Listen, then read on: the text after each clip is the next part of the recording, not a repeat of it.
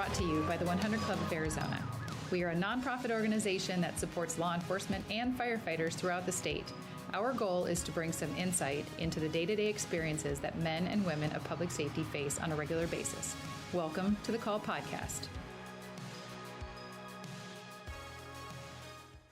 So I'm just truly honored to be able to sit with you here today, the one and only Bill Shover and his lovely bride as well. And we've never actually had the opportunity to sit down. I mean, we've met in passing over the last few years and such, since I've been there the last 5 years. But what I find fascinating is that you are one of the true founding members of the 100 Club of Arizona. And when I spoke to you last week, I thought, what a great opportunity. We need to figure out how this all happened and what gave you the energy and passion to start something like this here that has benefited so many over the years. Tragedy gave us the energy to do it, of course, but we were always very supportive of the police department and the fire department. So this was just an extension of that, really, in many ways, because I had once done a campaign at the newspaper of serious ads about why we should respect firefighters and police officers. And it was full-page ads with scenes of disaster, scenes of mystery, and saying, would you go into this place by yourself at night like a police officer has to do?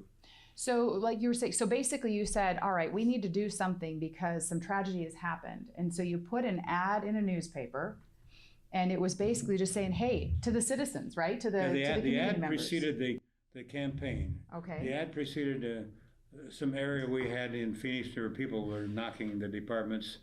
And so I said, well, we got to show support of them. So the campaign was based upon this simple line: call a friend, call a cop. And it really had resonance with people, particularly Fire Chief Alan Brunacini and a legend, and Larry Wetzel, the police chief. Yes. They just thought that was a wonderful idea, and people responded to it.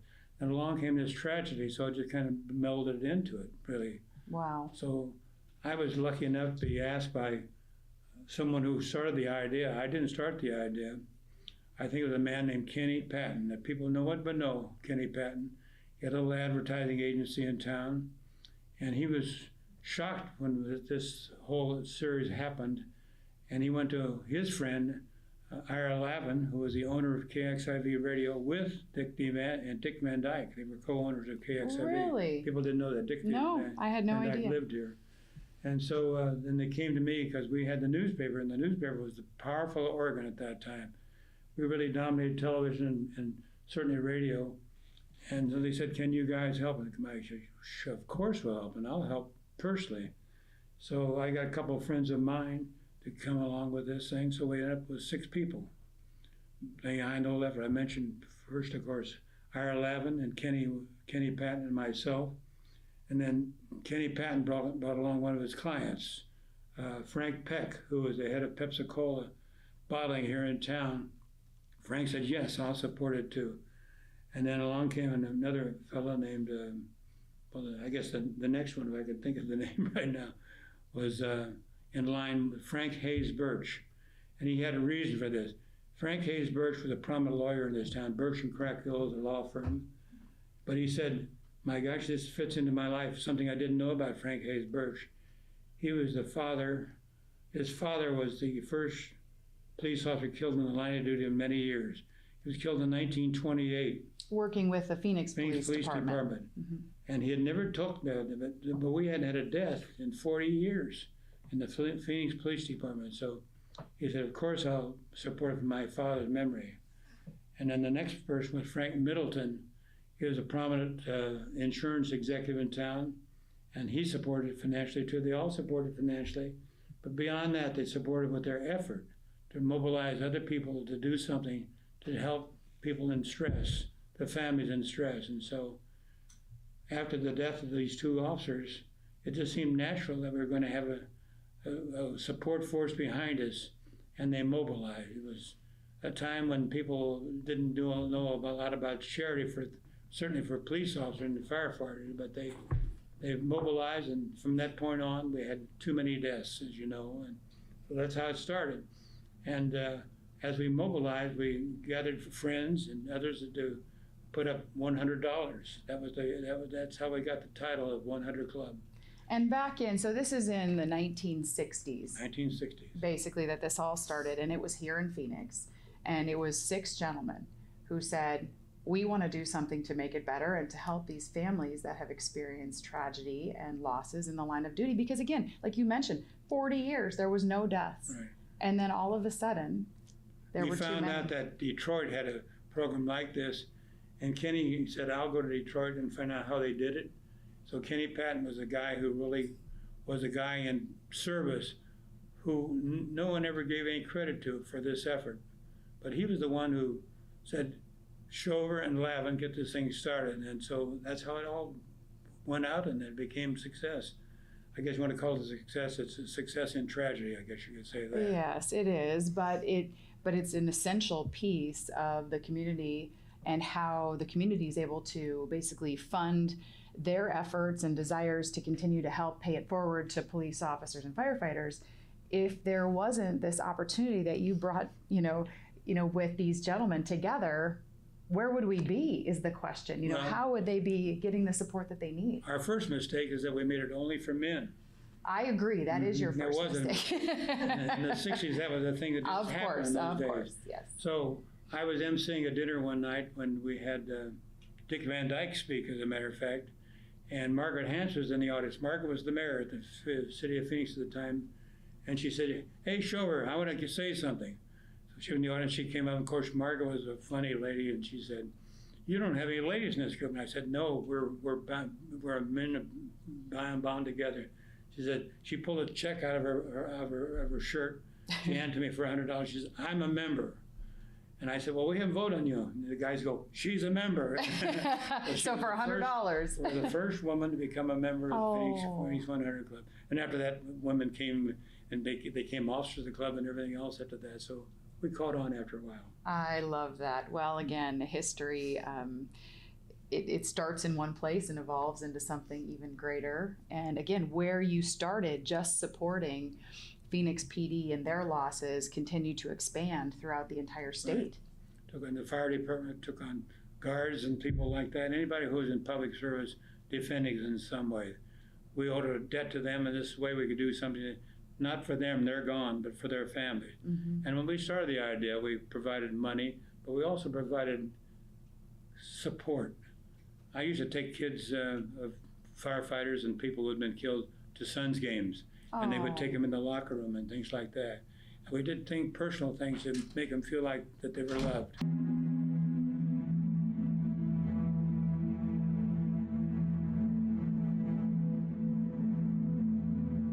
The first things that I did to make me feel good, really feel good, was they had an explosion of tankers parked on the side on the tracks. And this was where? Kingman, Arizona. Kingman, okay. Back in the 70s. And something ignited, and a fellow who was off duty, he was a police officer, walked over to the site. He knew there was something happening. As he walked over, it exploded. He was killed immediately. Oh. And so there's a tragic story behind this. He was just recently married. And so we used to fly wherever they had to go in a plane to see the family, to console them. And I was asked to go up to Kingman to meet the widow. So I met her and I talked to her, and of course she was bereft with the tragedy. And I said, could I do anything for you? And she said, yes. She said, I'd like to go home. I lived in Phoenix, and she says, I work for the Valley National Bank. And I'd like to have my job back or another job at the Valley National Bank. I said, that'll be easy, because the president of the Valley Bank is a member of the 100 Club. So it turned out she came back to Phoenix, found another man, and married and had a family after that. Oh, so beautiful. The family had all worked out for her, even after her tragedy. And the Valley Bank, which now is something else now, I forget what bank it is, they were just one of the many who came to our, any company in this town, we asked them to do something, they would do it. That was what you had in those days. That is beautiful. The ownership was local in a lot of cases, and the people who came in to run the companies, the banks and everything, they were attached to the Phoenix area. Mm-hmm. But then as corporations moved on, said, no, you're working for us, you don't work for the community. So that all changed as things went on. And so you don't have corporation leaders now being as immersed involved. into the community. Mm-hmm. They don't put their roots down. If they do a good job, they get promoted, they go away. They get a bad job, get into community effort, they get fired. So they don't do it anymore. So do you remember what the initial financial assistance was to a family, or did it change or vary? It varied, was it like $100? Was Was it? it? At the family. Okay. In the case of Officer Bluhm, who was the first officer killed, and I should talk about that, I guess. I would love to hear that story, at least from your perspective. And one night in 1968, a bulletin came out that Officer Albert Bluhm had been shot.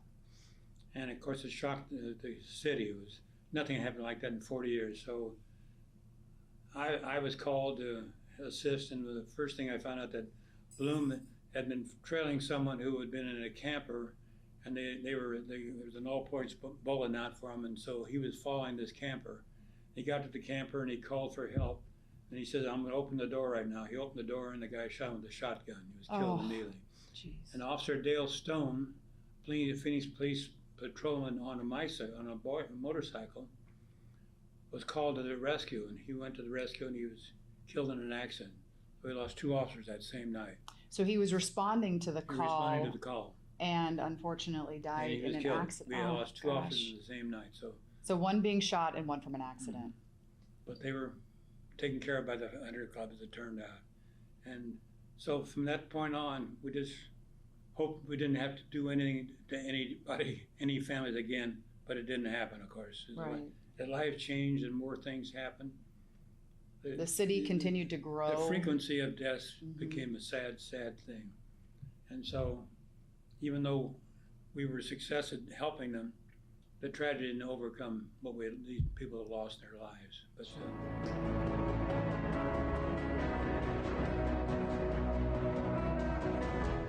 But what we'd find out what they actually needed at the time.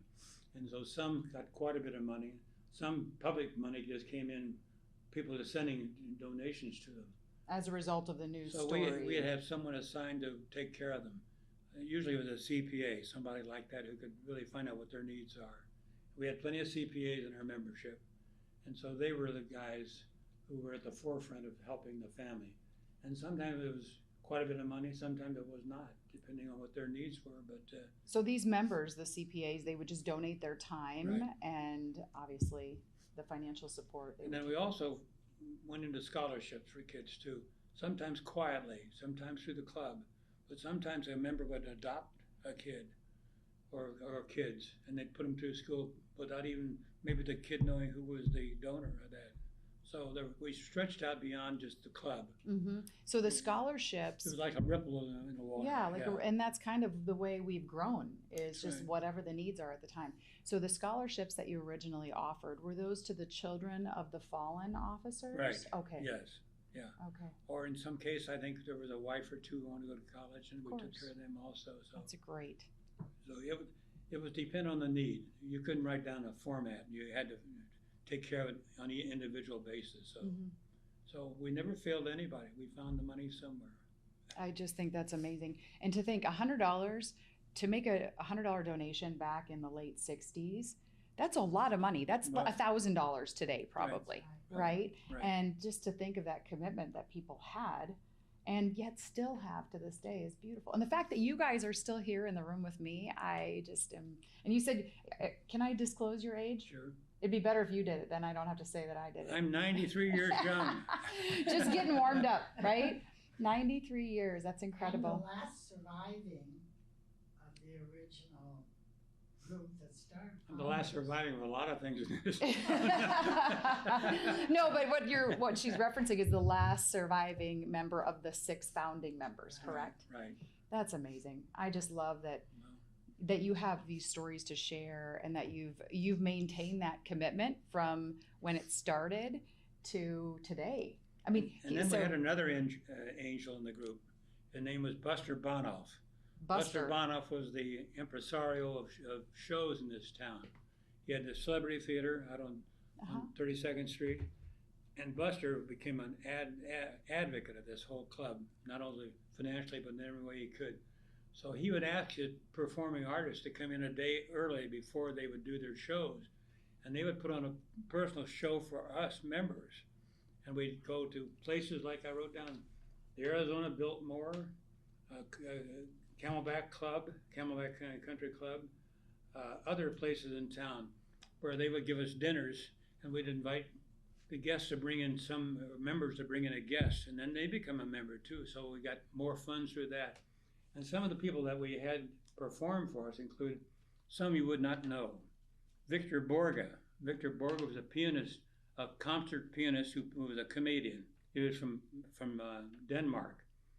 Comedian Maury Amsterdam. He was a New York comedian. Liberace. Oh. He did a performance for us. Hugh Downs, Dick Van Dyke, Pat McMahon. Oh. And the funniest of them all was Leslie Nielsen.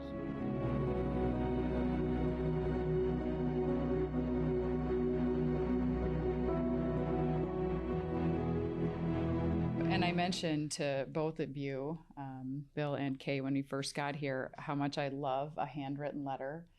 And over the years, I don't get to spend near as much time with you as I'd like, but I am the fortunate recipient of your letters that are on this great stationery, and I just love stationery. Anyway, so, but when you walked in today, you presented me with this letter, and it's dated August 23rd, 2021.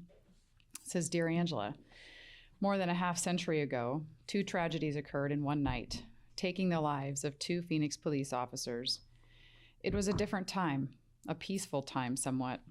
Losing an officer then was shocking and unexpected. Unfortunately, times have changed, and tragedy to those who serve is now way too frequent. The shooting death of Albert Bluhm, a Phoenix police officer, caused the accidental death of Officer Dale Stone rushing to Bloom's rescue." I'm going to let you take it over from there, this in response piece. In response, 6 citizens, Frank Hayes Birch, Ira Lavin, Frank Middleton, Ken Patton, Frank Peck, and I, united to found an effort to provide financial and personal assistance to support his grieving family. We launched an idea and passed it on to you and your associates to help family members of those killed in the line of duty. Since then, through your effort, the benefits and to those mourned have been enhanced. As one of the 6, it is my privilege to extend an appreciation. When we passed the torch to you, you strengthened it, and the role became beyond our dreams. For the 6, I thank you, Bill Shover. So what can I say other than that? But we can't thank you and your associates for what you've done, because you've done far beyond what we even dreamed would happen. So all we can say is thank you, Angela, and all your associates, because without you, what would those people do? They'd be floating on their own. In this way, they have a friend, which they deserve to have because their loved one was supporting them. Well, Bill, the thank you actually goes to you. And I get choked up hearing you read that, because if it wasn't for you, we wouldn't be able to continue this legacy.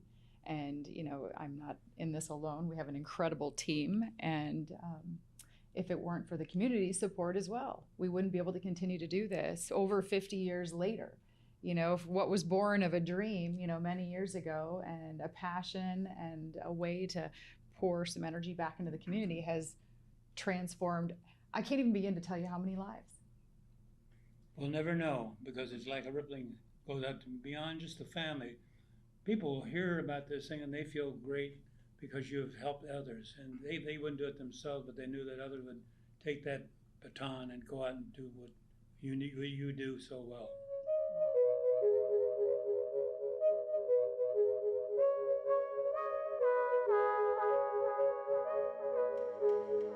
Thank you so much for tuning in and listening to our episode today. Bringing you these stories is so important to us because we want to make sure that we're saying thank you to our law enforcement officers and our firefighters who protect and serve us on a daily basis. If you enjoy these stories, please take a minute to subscribe, share your favorite episodes with your friends or family or whomever you'd like, but also leave us a review. Leave us a review on whatever platform you're listening on. These reviews help people find our show and experience these incredible stories firsthand. Thank you again for being a listener and for your support of public safety.